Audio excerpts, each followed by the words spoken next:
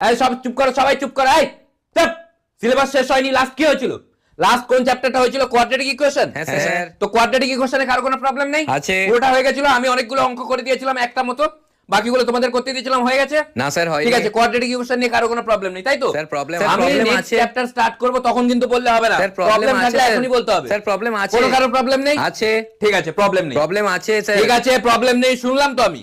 Next chapter arithmetic progression.